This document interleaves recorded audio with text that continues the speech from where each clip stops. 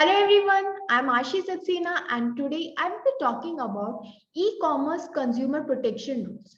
So before understanding these rules, we will first understand what do we mean by consumer protection, from where this concept of consumer protection emerged. So if we talk about the ancient India, in ancient India, we followed the concept of dharma, we were guided by the principles of dharma, and in those principles also these consumer protection things were mentioned. If we talk about Kautilya Arthashastra, it's that Arthashastra also described the role of state in regulating trade and the duties that were imposed to prevent the crime against the consumer. So this full concept of consumer protection was always present in our society. In times when we followed dharma, in times when we followed Manusmriti, in Manusmriti also they have talked about the punishments that should be given if someone is committing crime against buyers. So it has also always been there in our dharma, in our Manusmriti or Kautilya Arthashastra. So it's not a concept which is something new. Now we will understand what is a consumer. We understood that there should be a consumer protection, but who are the consumers who need these protection? Okay, so consumer is a person, is the one who buys any goods or avails any service. Like if you are going in a market, if you are going in a shop and you are buying something, then yes, you are a consumer of that particular product. If you are taking any service from any place, then you are a consumer for them because you are availing their services. So any person who buys any goods or avails any services is a consumer if he or she is paying some kind of consideration in return. Like if something is given to you as a gift, then you are not a consumer because you have not given anything in exchange of it. You have not given any consideration, any price for it. But if you go in a shop, buy something and give some money in return for that particular good, then yes, you are a consumer. So consumer is a person who buys any goods, avails any service for a consideration. So consideration here is also a very important point that one should remember. So this any person who is buying is a consumer. So this Consumer Protection Act was there since 1986. In 1986, Consumer Protection Act was made. At that time, there was not much of a digitalization, or we were not buying anything online. So it just dealt with consumer grievances. Okay, the hierarchy was divided on the basis of the amount. Okay, the amount, and it was divided into three tiers: national consumer protection, state level, and district level. But now, in today's time, everything is changed with the emerging of digitalization, with the improvement in the technology, with the rapid development in e-commerce, led to a altogether different marketplace. Today, we don't go on the streets and buy something. We are buying things online through your Amazon, Flipkart. So that's your e-commerce. And now it's the time that we need to change our rules. We need to amend these rules, and that's why came the Consumer Protection Act 2019, which established the Central Consumer Protection Authority, whose main objective was to promote, protect, and enforce the rights of consumers. Similarly, the rules came for e-commerce. Like today, what we are talking about is e-commerce consumer protection rules. So there are certain rules which have been laid down that all these entities, all these marketplaces needs to abide. Like if we talk about, for example, Amazon, Flipkart, your eBay, okay, so all these entities need to abide by the rules which are provided to us under e-commerce protection, consumer protection rules. So first of all, these rules are applicable to all the goods and services that are bought or sold over digital or electronic network. So here we are talking about everything which is sold or bought over digital platforms. Okay, you're not going personally and buying something. No, everything you're doing is at a digital platform. So we are talking about that. Plus it will be applicable on all models of e-commerce, okay, whether it's a marketplace or an inventory model. Now what is the difference and what is this marketplace model and inventory model? See, there's a difference. If I talk about the inventory model of e-commerce, it means that that particular platform is making things, okay, they are themselves making things, they owns the goods and then they sell it on their platform. Okay, you can take the example of pantaloons or Shoppers Stop. Okay, so they have their own goods and they sell them on their websites. On the other hand, there is a in marketplace entity, e-commerce entity. Now what is this marketplace e-commerce entity? Basically there are platforms which provides you the opportunity to sell your goods on those platforms. The best example is Amazon or Flipkart. Okay, Amazon or Flipkart, they don't make things themselves, though Amazon has their own things. Okay, now they have started it, but still they provide a platform to all the other sellers to sell their goods. Okay, so this is the basic difference. If I talk about a marketplace e-commerce entity, what it means that a platform is provided to all the other sellers to sell their goods on that platform. So basically they are managing all the digital transactions or okay, digital part they are handling, but they are giving opportunity to the sellers to sell their goods. On the other hand, in case of inventory model of e-commerce, that particular entity itself is making the goods, they own the goods and they sell it on their website. So these rules are applicable to both of them, marketplace as well as inventory model of e-commerce.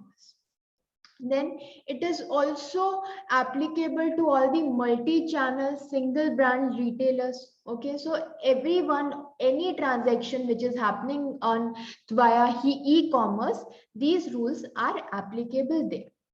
Similarly, if we talk about these rules and everything, then there are certain duties, there are certain liabilities which are imposed on these entities. If we talk about the e-commerce entities, okay, first of all, they should be registered under the Companies Act. Okay, that this is a company, this is running, so it should be registered. And for that, these entities should appoint a nodal person. Okay, if we talk about there's a e-commerce entity. Okay, e-commerce entities are the one which deals with all the digital transactions and e-commerce transactions. And then these e-commerce entities are divided into two. The first one, both of them we have discussed. The first one is the marketplace entity and the other one is the inventory e-commerce entity. So there are certain duties of these e-commerce entities which they need to do. First of all, they should be registered, and the next thing is that they should appoint a nodal person. Okay, nodal person is a person in case anyone is having any grievance, anyone is having any issue, then they can file a complaint to this person. And this person should be resident of India and should abide by all the provisions which are provided under these rules. So the first duty is to get registered under the Companies Act. The next duty is to appoint a person, appoint a nodal person who will be who should be a resident of India and who will be responsible for dealing with all the complaints which are coming. So these e-commerce entity, the other duty which is to make sure that all the information should be provided. What information should be provided?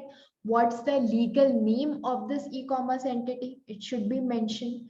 Okay, what is the address? Where is the headquarter? All this should be mentioned. What's the name of the website? Details of the website. Okay, email address, contact number. All these things should be mentioned by any e-commerce entity who wants to do the business in this full e-commerce thing. And next, they should not do any unfair trade practice. They should not do that. Okay, they need to establish a adequate grievance redressal mechanism. Okay, if any complaint comes, then a person who is appointed to deal with that problem, they should deal with it within 48 hours. They should accept that complaint and should start working on it within 48 hours, and the whole matter should be resolved within 1 month. As soon as the complaint comes, first of all, they need to acknowledge the complaint. They need to do something about that complaint within 48 hours, and they need to resolve it within 1 month. Plus, if you are importing any goods, if you are selling any goods which are imported from some other country, then these entities should make sure that all the information about that imported goods in regard to the one to with from whom you have imported, about the authenticity of that good, keep by it's fine, it's absolutely fine, there is no problem in it, it's authentic, it should be there, it should be present. Whoever the seller is, they should mention that this is the importer from where we have imported these goods, and these goods are authentic. So all these efforts needs to be made by the entities. They should mention it. They should be clear about all this information. Also, no cancellation charges can be imposed by an e-commerce entity. If someone first buys it, but within some time they want to cancel it, then they can do it without any charges. You cannot impose any charges, and so this is important. Then consent of a consumer is very important. Like supposedly if you go on a website and just click on a particular product that you are just seeing, you are not sure about it whether you want to buy it or not. Okay, you are just seeing, so it's not a consent, you are just seeing it. Consent will be considered only when you click on the option that you want to buy it. That's why when you buy anything on Amazon and Flipkart, at least 2 or 3 times they just ask you, it's confirmed, you want to continue, you want to continue, because they want to be sure that okay fine, you want to buy it. Okay, so all these things, all these are the duties of the e-commerce entity. And most importantly, an e-commerce entity cannot distinguish between the consumers of the same class. They cannot decide that okay, this consumer can buy this particular thing and this cannot. No, they cannot discriminate between the consumers. They cannot manipulate the price. So these are the duties which the e-commerce entity should abide by. Okay, there are certain liabilities which are also there, like when you buy a particular product from Amazon, they show you fully the pictures from front, from back. If you are buying any clothes or something, they will show a person who wearing that particular product. They will also mention that this particular person is of this height, so you can measure that. Okay, fine, if you are this, your height is similar to that person, then you can identify how it will look upon. So full description of the image, of the goods, of the services should be there, it should be present there. So these are the things, these are the things which an e-commerce entity should keep in mind. Okay, then there are certain things which a marketplace e-commerce entity should do. Like in marketplace e-commerce entity, we know there are different sellers who are selling their products. Okay, so um, let's take an example. When you buy something and on Amazon, first you see what are the stars there, what are the reviews there. Okay, so here they are saying that most of the people see the reviews before buying anything, that whether this product is fine or not.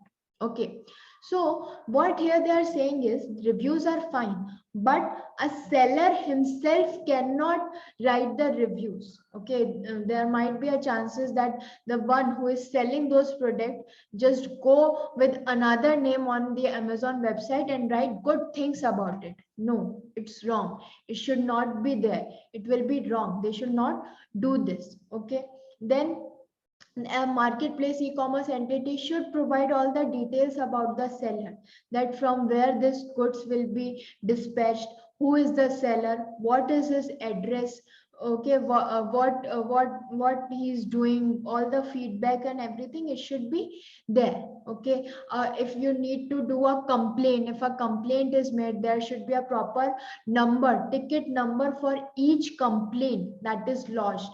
Then how to do a return and refund exchange. So all these information should be there. It should be present in a prescribed manner. The payment methods, you should be provided with all the payment methods that are possible, like if you want to pay through credit card, if you want to pay through debit card, or via Paytm, Google Pay, cash on delivery. So all these things should be mentioned properly. So these are the liabilities, these are the duties which all of them should abide. If in case of late delivery and everything, okay, so it should be mentioned. If you buy anything, they just give you a link and you track the whole order, where it is, where it has reached, whether it will be there on time or not. So these are the duties, these are the liabilities which both the e-commerce entity, the marketplace e-commerce entity, or the inventory e-commerce entity have, which they need to mention, that all the details they need to mention, and they need to abide by all these rules. So these are in short the new recent e-commerce consumer protection rules, which has come into existence, which a lot of debate is going on, whether they are correct or not, whether they are fine or not, is there any problem in it. If we see the problems, the issues with these rules, then the first thing is that they are not clear about the price manipulation, like how a person will do price manipulation. Okay, या फिर what leads to price manipulation, it's not clear. Plus these, all these rules and regulations which are mentioned, okay, so both the marketplace entity and the sellers, they are not able to deal with it. They won't be able to make or set up a grievance redressal mechanism, because it's not possible for small businesses. Because today we know there are so many small businesses, they have their own sites and they are selling goods. So do you expect these small businesses to set up a whole grievance redressal mechanism? No, it's not possible for them.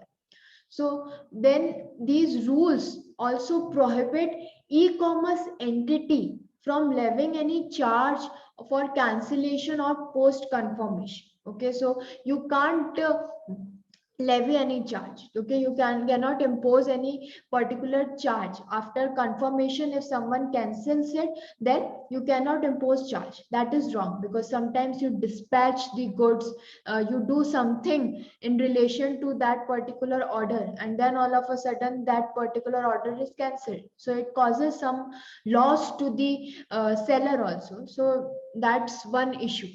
Then there are issues related to the safeguards, that to ensure a level playing field. Okay, so some conditions which they are asking are impractical. Okay, so there is some issue in relation to that. They are saying that these are not business friendly approach. So there are certain issues which are there, which are faced in the current rules, with the current amendment which they have made. So these are in short the new rules which I have explained to you. I hope you understood it. And in case there is any problem, you can reach out to me through the comments. Please like, share, and subscribe my channel. Thank you. Please like, share, and subscribe to my channel. Thank you.